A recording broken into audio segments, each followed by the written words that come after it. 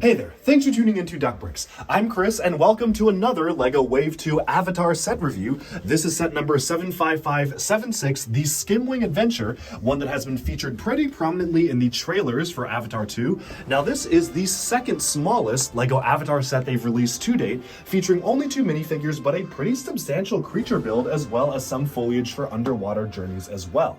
Of course, this is just one individual review, but if you want to check out my mega review of all the Avatar sets for Wave 2, you can definitely check that out linked in the description below, where I've reviewed not only all of the Wave 2 sets, but also all of the Wave 1 sets in its own review as well. But if you only want to see a review of this set, then this is the place to be. And so without further ado, let's jump right into the review. Okay, so this is our next set number 75576, the Skimwing Adventure. It comes with 2 minifigures, Jake Sully and Tonawari, and retails for $35 US.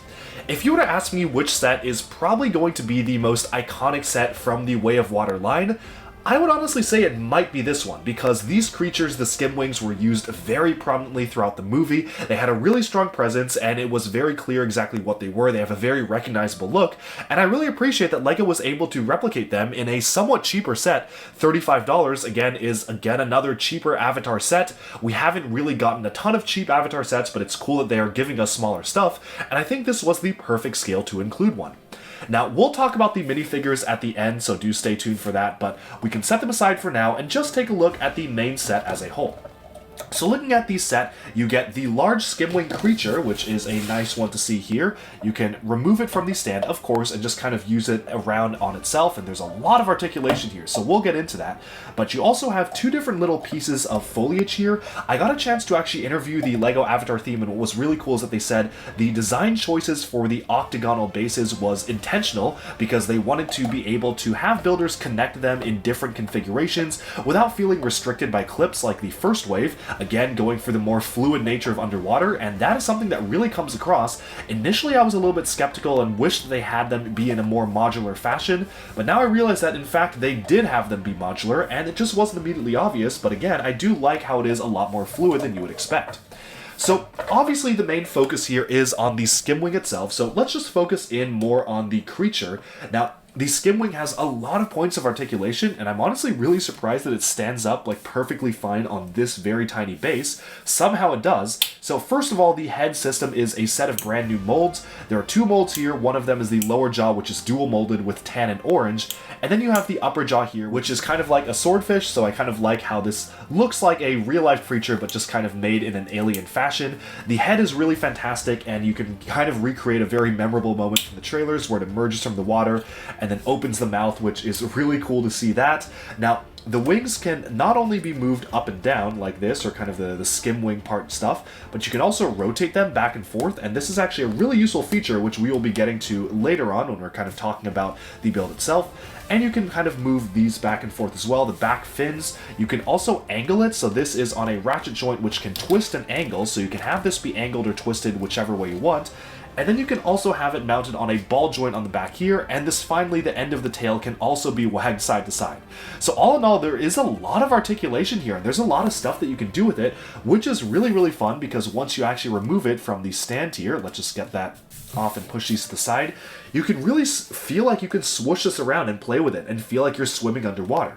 Now, we will be going through some very minor spoilers throughout this review. If you want to go in completely blind, again, just don't watch these, because I will be very minorly spoiling the movie just in terms of how accurate things are.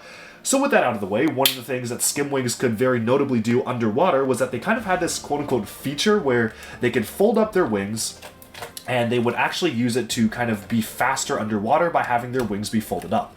Unfortunately, they did not really integrate that too well into the set. You can rotate the wings backwards like this, and I guess you can like kind of fold it up, but it's not quite as streamlined as it was in the movie, because obviously all of these just kind of folded inwards. Although you can kind of get it. I mean, this is pretty close to a very streamlined swimming fashion, so I do appreciate the effort kind of made to try to actually get the wings to fold up. They were working with the best they could. I definitely would have appreciated maybe if they had the budget for it, a specialized component like the Smaug wings, which can actually be folded up. But this is alright for the budget they're working with, and again, this is a smaller set. You're not going to get the craziest budget here, but that was something that was pretty memorable to see these creatures do in the movie, and I do kind of wish that that was replicated a little bit better. Overall, though, I love how posable this is. This really feels like a sea serpent-like character. Again, just by being able to move this all around, you can get all sorts of really interesting dynamic poses. Like you can have it swimming at an angle here or turning, so that's a really cool one to see. You can have it emerging from the water and then unfurling the wings like so, which is very cool. Altogether, this is just really fun to play with, and after watching the movie, I literally just watched it last night and immediately came to do these reviews while my memory was fresh. This is just so fun to play with and maybe one of my favorite sets from the wave just because of how memorable the creatures were in the movie. Now, the one only minor thing that I do kind of wish was improved is that the quality of the printing on the head honestly is not fantastic. This is something that I kind of noticed after I was chatting with a friend of the channel. You may know him, Nick on Aquamagna or Nick on Planet Ripple. He does a lot of really great LEGO content and LEGO Rewind episodes. We were chatting on Discord the other day and he noticed that some of the Avatar sets were having some quality issues. I didn't really notice it until he pointed it out, but after looking at it, especially with the printing here, I kind of am noticing it on this wave as well, where specifically the printing is, this is supposed to be tan, this color and this color is supposed to be the same. Now, LEGO is pretty notorious about, well, not doing a good job of that, but I feel like this one was particularly egregious because not only is the color not the same, but the printing has actually been really scuffed up by just being thrown in the box itself. I don't know really how this happened because I remember this coming in a protective bag, I believe, but for whatever reason, the printing is really scuffed up. You can see the sand blue seeping through the head printing there, and that's not fantastic. That's not really good quality, and I definitely would have hoped that LEGO could do a little bit better, especially in 2022. We should be getting better printing than this for the amount of money that we're spending on LEGO, so that's just something I will have to say in terms of quality. I really do wish was better, but from a distance you can kind of ignore it. I mean, maybe you can see it as battle scars or whatnot, which is not the perfect excuse. I mean, it doesn't really work for me, but I guess some people can just ignore it, and obviously the rest of the model is really good. Now, placing it back on the stand here, I do appreciate the inclusion of a ton of little different bits and pieces to have included on the model itself. Like there's a saddle here that kind of allows figures to attach on. You have, again, so much articulation. They made expert usage of the recolored sand blue Bionicle Mystica fins and like the Thanos helicopter blade sword that were actually recolored in a Technic set earlier this year in 2022. But then again, it is mostly kind of just making use of the parts available and introducing these new molds. And altogether, this is a really fun set. For $35, it feels pretty fair to me. $30 would have been really nice, but $35 for a creature that's this big, that introduces 2 new molds, comes with 2 figures, which make a lot of sense to include in the scene, and comes with underwater foliage as well, that is just really fantastic, and I'm a big fan of the way this turned out. But with that, again, we'll take a look at the minifigures at the end, so let's move on.